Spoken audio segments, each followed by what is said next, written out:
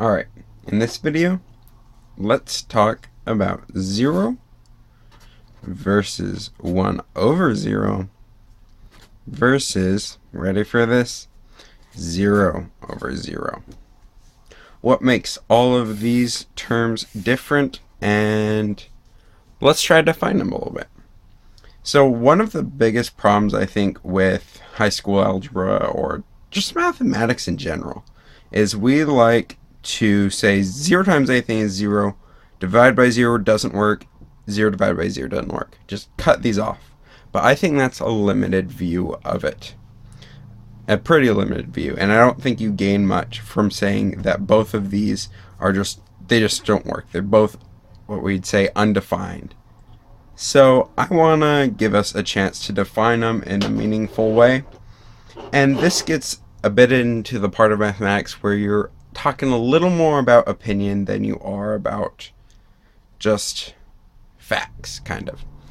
Because this kind of gets a little more preference based. What kind of system makes most sense to you? You can work with it as long as just for a sense. So here, how should we start this? So let's first start about 0. What is 0? 0 is, maybe my favorite definition, is simply the middle of the number line. Well, it's kind of an arbitrary middle. You could make any spot the middle of the number line, but I like thinking of it as the best middle, basically. So that's one definition. It could also be the number. So it could be the number that any number times it is itself. Yeah. 0 is the only number that satisfies this, from what I know. What else? Maybe even more interesting is 0 isn't just the center of the number line. We would call this the real number line.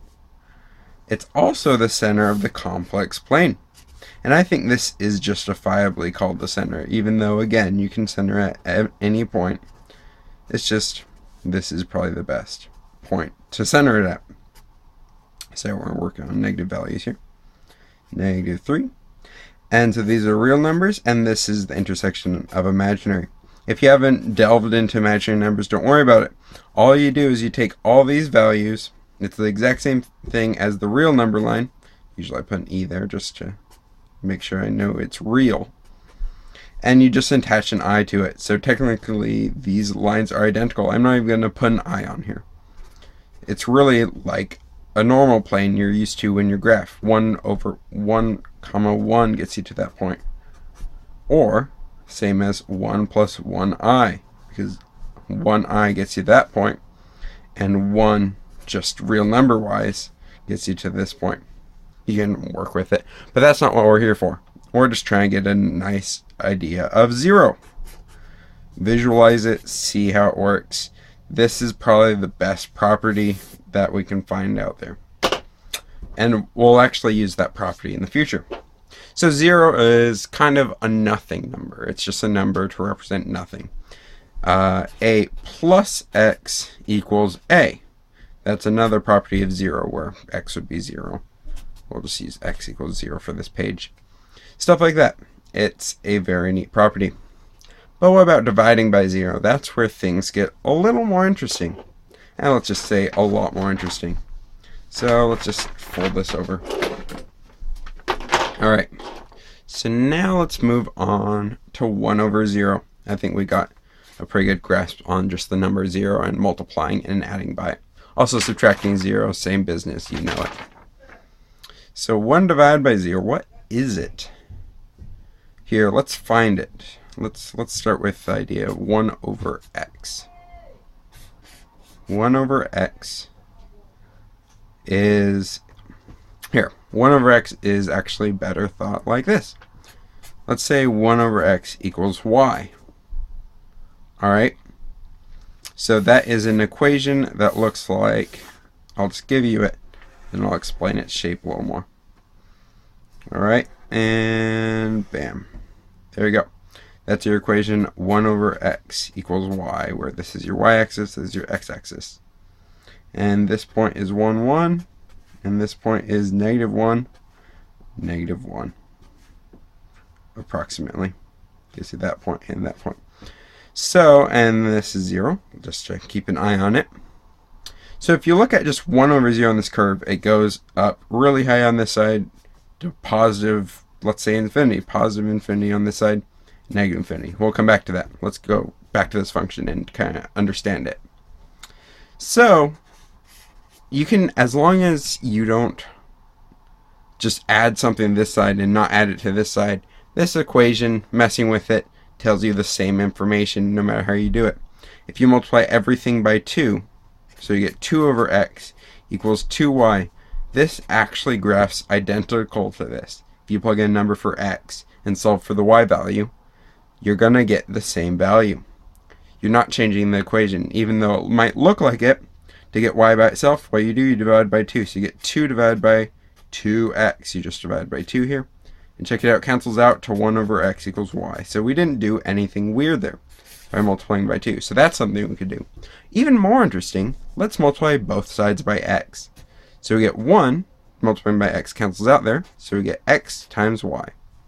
This is a much cleaner and more interesting way to look at this, because x times y can be thought of a distance x times a distance y. And what we're saying is that a distance x times a distance y is always an area of what we'd call 1. That is probably one of the most interesting definitions of basically a division function. It's also called a rational function. Either way.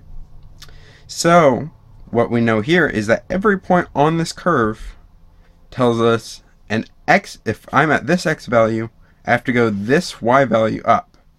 I did that backwards. If I'm at this x value, I want to go this y value up in order to get an area of, what did I say, 1.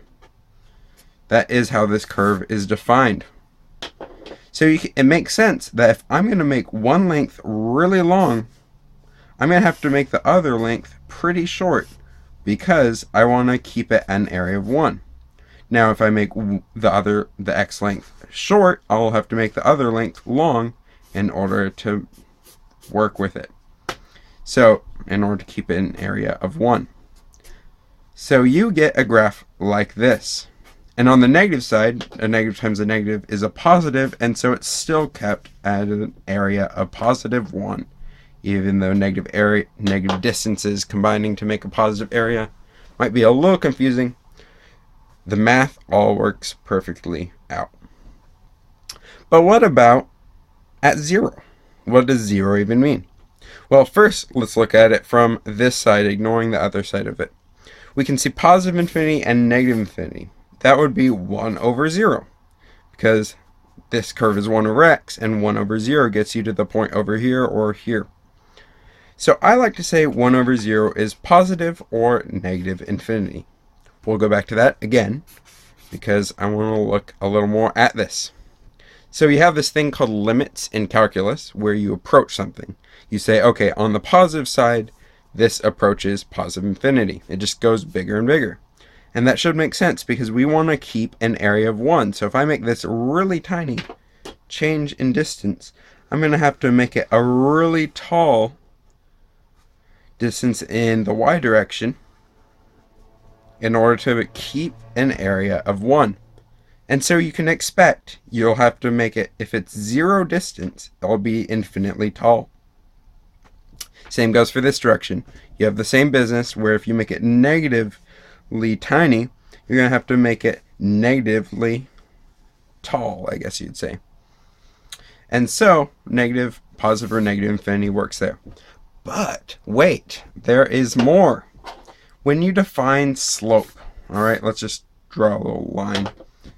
All right, the way you define slope is a change in y over a change in x. All right, so let's talk about lines really fast, just because this is a good way to talk about 1 over 0. Just to make sure positive and negative infinity is a good definition for it. So if you have a 0 slope, that's what you have. This is m equals 0. If I have a 1 slope, it is this, because the change in y is the same as change in x. Whenever you divide the same value in both directions, you get 1. So this is m equals 1 situation. This is m equals 0. M equals 2, let's say. That means if I go over 1, I'm going up 2. So it's twice as big. So you can imagine if I just kept making it bigger and bigger, maybe 4, maybe 8, went until infinity, it would be a straight up and down line. So this would be m equals infinity. But here's where things get more interesting. Let's go from the negative direction. This would be a negative change in 1, because if I go down 1, that's a negative change. I have to go positively over 1. You can think of it in many ways, but this is a slope of negative 1. And so if I made it steeper, slope of negative 2, then steeper and steeper, I'm not going to write these slopes, you can expect that straight up and down is m equals negative infinity, because you have to go negative infinity down in order to change by a unit of 1, meaning, in essence, that you're not changing whatsoever, just like a straight up and down line. You're not changing your x or your y value ever. So that means your change in y is going to be infinitely big, and your change in x is going to be 0. In fact, your change in y could be 1. You could just change from here to here. And so that would tell you that if your change in y was 1, your change of x is still 0 to get from between those 2 points. And so your m is change in y over change in x. And so you'd say 1 over 0 is m. And 1 over 0 is both these scenarios, the positive scenario and the negative infinity. The positive infinity example and the negative infinity example. So this is an interesting case where infinity works both positive or negative. You can think of it as the number line. Once you go to infinity on this side, you stretch all the way over to negative infinity on this side. Now, of course, we're talking about slopes here, but this is all mathematics here. This is all stuff you've probably learned even. So we can say confidently that this is positive or negative infinity. Some people even go further. You know how we talked about the complex plane where you have a real number and imaginary number. Well, if you want to be precise, we could also say that 1 over 0 is infinity I or negative infinity I.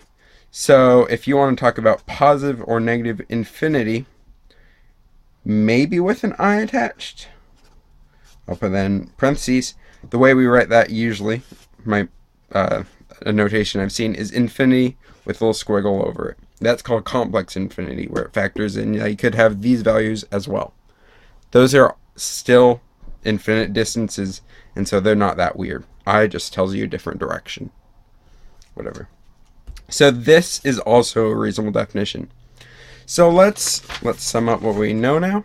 Wow, this is getting cluttered. So we can say that 0 is 0, nothing. 1 over 0 is positive or negative infinity. That's a good definition of it. Or complex infinity, where you factor in all kinds of positive or negative infinities, both the ones with I attached and both the ones with no I attached. Oh, by the way, you could also say infinity is out here. There's infinity I plus infinity. So it's 2 directions of infinity. These are infinities, all this circle out here, basically. Anyway, back to this. So now we have 2 good definitions for 0, for things with 0. Now here's where people get really stumped. Well, I know this, I know this. What is 0 over 0? Weird. Really weird. Well, first of all, let's just use these definitions really fast, see if that tells us anything. So we can extract this as 0 times 1 over 0. I think that's fair, because 0 times 1 is 0. 0 over 0 gives you that. So what is 0 over 0 equal to? Well, 1 over 0 is positive or negative infinity. We're going to use that definition. It's not a bad definition. In fact, I think positive or negative infinity is usually the best definition for most of the time. But either way. So that's positive or negative infinity, and this is 0. So, if I have something infinitely long and something with 0 length, the area, what is the area? That's kind of a weird question. Well, to discover what 0 over 0 is, we can actually turn to this early fact. AX equals X. Alright, you can say many things like that. In fact, let's say AX equals BX, because we know if we set X equals 0, this stays true no matter what values for A and B. So, we can do something interesting here. Can we say that that is true if X equals 0? Yes, we can. Because if you have a distance of, let's say, A, what's the area of this line segment? 0, because you have no change here. Change of, let's just say, X equals 0. And now if you take the length B, this is actually identical areas despite being longer, because the change in X is 0. The change in distance up and down is 0. So technically, at a line segment, in the line segment sense, I mean, you can see that it takes up area. But in mathematics, two lines both have equal area because they have no area in the first place. So you can say this, that A times your 0 is equal to B times your 0. Let's rearrange it. Let's divide by B and divide by X. So we get X over X equals A over B. A and B can be any value. In X, we know that X and X are 0. So we say that 0 over 0 is any A over any B. Or even more precisely, any C. Or even more precisely, 0 over 0 equals anything. It literally can be anything. Anything. Because what you're doing is you're taking out the meaning when you talk about these areas being 0. Yes, they're both 0, but these could be any distance long to get the same area. Which is bizarre to just say on the surface, but you know it has to be true. So 0 over 0 equals anything in the world. I like to think of it, it has infinite solutions. In fact, it could have solutions on the complex plane. It could have solutions in maybe another set of numbers. And oftentimes, the way calculus deals with it is it says, yeah, 0 over 0 equals anything. Basically, I like to say infinitely many solutions, but whatever. Here, let's just prove it to ourselves really fast. 5 times 0 is same as 4 times 0. Good? Yeah. Let's divide by 0. We get 4 times 0 over 0 equals 5. That means that 0 over 0 is 5/4. All I'm doing is doing the same thing with that we did with letters with numbers, just to justify it numerically. So that means that 0 over 0 has to be 1.25. But you can say the same fact over here. 2 times 0 is 1 times 0. Meaning, divided by 0, 1 can go away. 1 times anything is itself. You get 0 over 0 equals 2. But that's weird. We got 1.25 over here, 2 over here. That contradicts itself. In fact, you could even be more interesting. Make this a negative 2. So you could get any negative value. The list goes on because, again, 0 over 0 equals anything. Alright.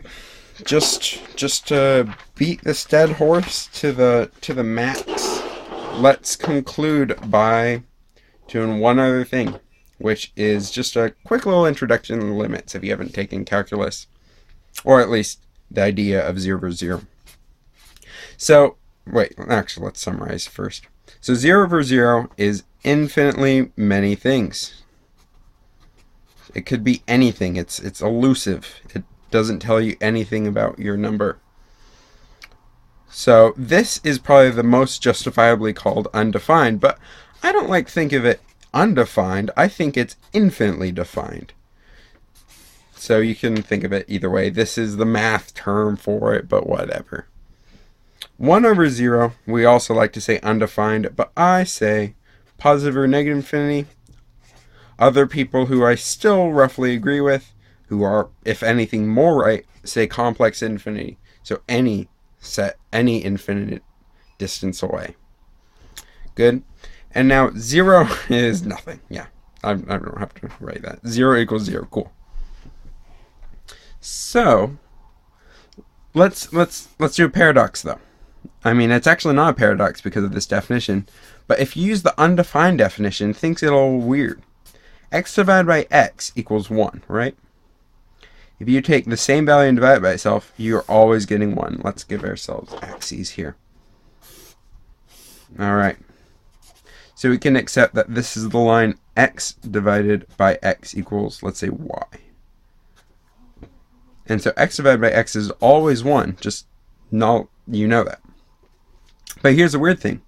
What does that equal at 0? If you only know algebra, you say it equals nothing at 0 because you get undefined. But you know that's kind of silly. So if you did calculus, you'd say that the limit, because you approach the same value from both sides, is 1. That means 0 over 0 in this case equals 1. So that's kind of weird. Knowing that's infinitely many things, that makes sense because that is one thing out of infinitely many things. And also, there's an interesting rule called L'Hopital's rule. I'm not going to write it in a way that gets into the actual details.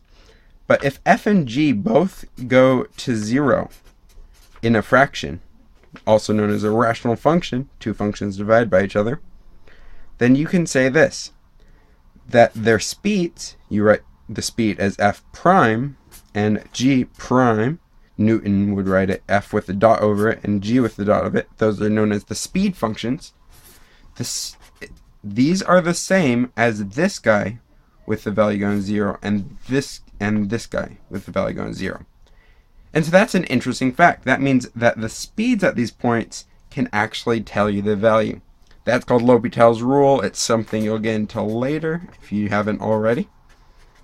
But I think it's an interesting side fact.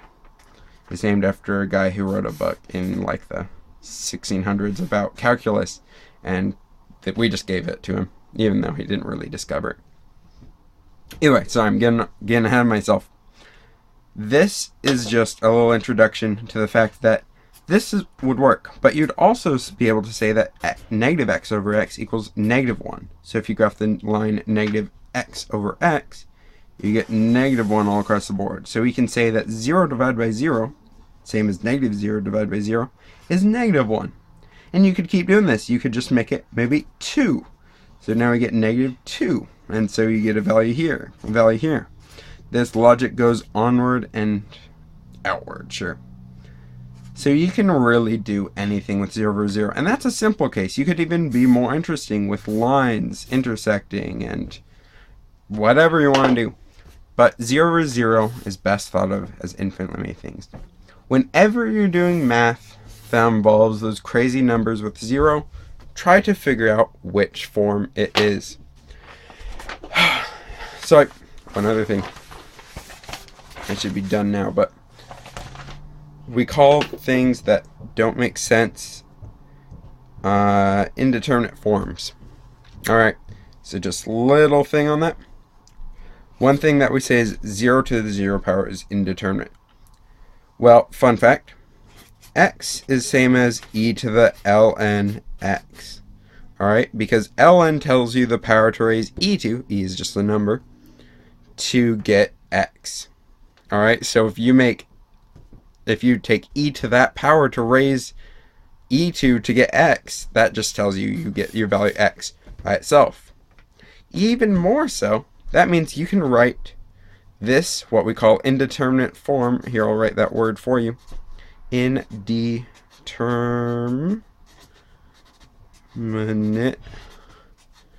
form. Alright, that means you can write this as e to the ln 0 times 0. If you don't know logarithms enough or the number e, watch another one of my videos or someone else's video.